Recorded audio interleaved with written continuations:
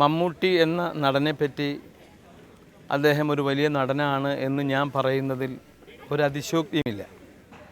നമുക്കെല്ലാവർക്കും അറിയാവുന്ന കാര്യമാണ്. അദ്ദേഹം എത്രയോ സിനിമകളിൽ വളരെ നന്നായിട്ട് അഭിനയിച്ചിരിക്കുന്നു.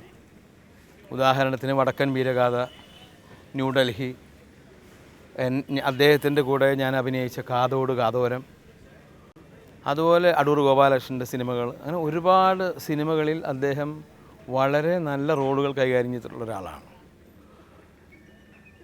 3 പ്രാവശ്യമാണ് അദ്ദേഹം നാഷണൽ അവാർഡ് വാങ്ങിയിട്ടുള്ളത്.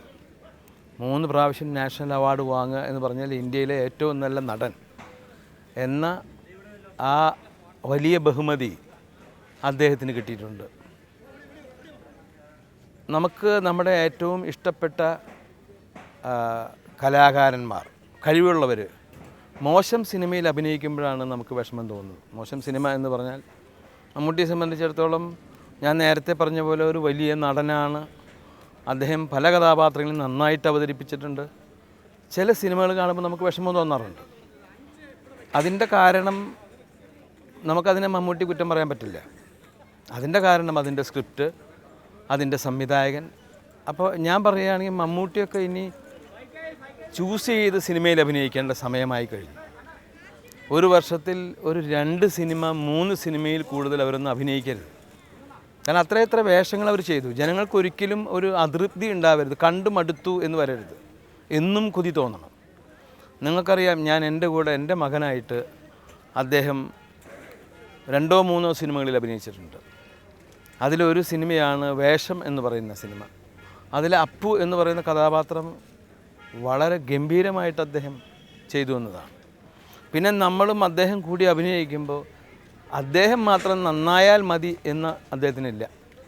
നമ്മളോട് അത്യാവശ്യം കാര്യങ്ങൾ പറയും. ഞാൻ ഇങ്ങനെ വരുമ്പോൾ ഇന്നസെൻ്റ് എന്നെ ഒരു നോട്ടം നോക്കി വിട്ടേക്കണം, അത് വളരെ നല്ലതാണ്, ആ സമയത്ത് എനിക്കത് റിയാക്ട് ചെയ്യാൻ പറ്റും. അപ്പോൾ അങ്ങനെയുള്ള നല്ല നടന്മാരുടെ കൂടെ അഭിനയിക്കുന്നതിൽ നമുക്കും വലിയ താല്പര്യമാണ്.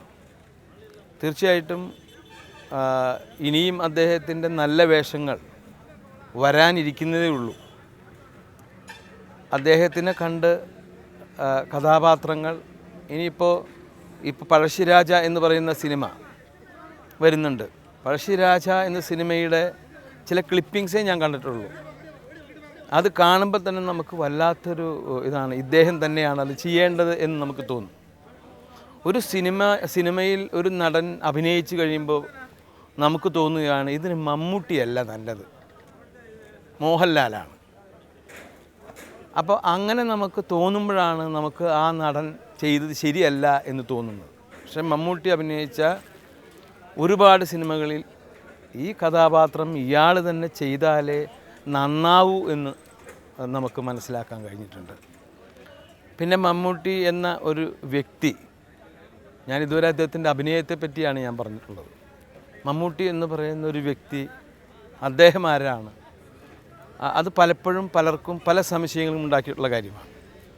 അദ്ദേഹം സംസാരിക്കുമ്പോൾ സംസാരത്തിൻ്റെ രീതി ശരിയല്ല, അഹങ്കാരിയാണ് എന്നൊക്കെ തോന്നുന്നത് വെറും തോന്നലുകളാണ്. കാരണം കൂടുതൽ അടുത്ത് ഇടപെടുന്ന ആളുകൾക്ക് അത് മനസ്സിലാവുകയുള്ളൂ. ശബ്ദം കുറച്ച് കട്ടിയുള്ളതാണ്. അദ്ദേഹം ഞാൻ നാളെ വരില്ല എന്ന് പറയുന്നത് ഇന്നസെൻ്റ് പറയുമ്പോൾ ഞാൻ നാളെ വരില്ല കേട്ടോ, ഇത്രയുള്ള മാറ്റം. അപ്പോൾ അദ്ദേഹം പറയുമ്പോൾ അത് അഹങ്കാരമാണ് എന്ന് നമുക്ക് തോന്നും. ഞാൻ പലപ്പോഴും അദ്ദേഹത്തിൻ്റെ കൂടെ പല ഫോറിൻ ട്രിപ്പുകൾക്ക് പോയിട്ടുള്ള ആളാണ്. ഷൂട്ടിംഗ് സമയത്താണെങ്കിലും പിന്നെ നമുക്കൊരാളോട് ഇഷ്ടം തോന്നുക എന്ന് പറഞ്ഞാൽ നമ്മുടെ ഫിസിക്കലായിട്ടുള്ള കാര്യങ്ങളിൽ അയാൾ ശ്രദ്ധിക്കുന്നു എന്ന് വരുമ്പോഴാണ്. എൻ്റെ അടുക്ക് പലപ്പോഴും പറയും തൻ്റെ വയറ് കുറച്ച് കുറയ്ക്കണം, കാലത്തെഴുന്നേറ്റ് എക്സസൈസിന് പോകണം. അപ്പോൾ അങ്ങനെ നമുക്ക് ഒരുപാട് നല്ല ഉപദേശങ്ങൾ നമ്മുടെ വീട്ടിലെ നമ്മുടെ പിതാവോ അല്ലെങ്കിൽ സഹോദരനോ പറഞ്ഞു തരുന്ന രീതിയിൽ അദ്ദേഹം പലപ്പോഴും എന്നെ കാണുമ്പോൾ പറയാറുണ്ട്. അതുപോലെ തന്നെ കൊഴുപ്പുള്ള ആഹാരങ്ങൾ ഇപ്പം ഞാൻ കഴിക്കുന്നത് കണ്ടില്ലേ, അതുപോലെ കഴിക്കണം, കൊഴുപ്പുള്ള ആഹാരങ്ങൾ മാറ്റണം, കാലത്ത് എത്ര സമയം ഇല്ലെങ്കിൽ തന്നെ ആ സമയം ഉണ്ടാക്കി നമ്മളോട് വ്യായാമം ചെയ്യണം എന്നെൻ്റെ അടുത്ത് പലപ്പോഴും പറയും. അതുപോലെ പിന്നെ നമ്മളൊരു വ്യക്തിയെ നമ്മുടെ കൂട്ടുകാരനായിട്ട് കണക്കാക്കുന്നത് നീ ഏത് സിനിമയിൽ അഭിനയിച്ചിട്ട് വരുന്നു, ആരാണ് ആ സിനിമയുടെ സംവിധായകൻ, എന്താണ് കഥ എന്ന് ചോദിക്കുമ്പോഴല്ല, വീട്ടിലെ വിശേഷങ്ങൾ ചോദിക്കുമ്പോഴാണ്. എൻ്റെ മകനെപ്പറ്റി ചോദിക്കുന്നു, എൻ്റെ ഭാര്യയെപ്പറ്റി ചോദിക്കുന്നു, എൻ്റെ സഹോദരങ്ങളെപ്പറ്റി ചോദിക്കുന്നു. അദ്ദേഹത്തിൻ്റെ കുടുംബകാര്യങ്ങളും എൻ്റെ അടുക്കൽ ഒരുപാട് പറഞ്ഞിട്ടുള്ളതാണ്. പലതും അദ്ദേഹം പറയാൻ പാടില്ലാത്തത് തന്നെ ഒരു സഹോദരൻ എന്ന നിലയ്ക്കായിരിക്കാം അദ്ദേഹം എൻ്റെ അടുക്ക് പറയാറുണ്ട്.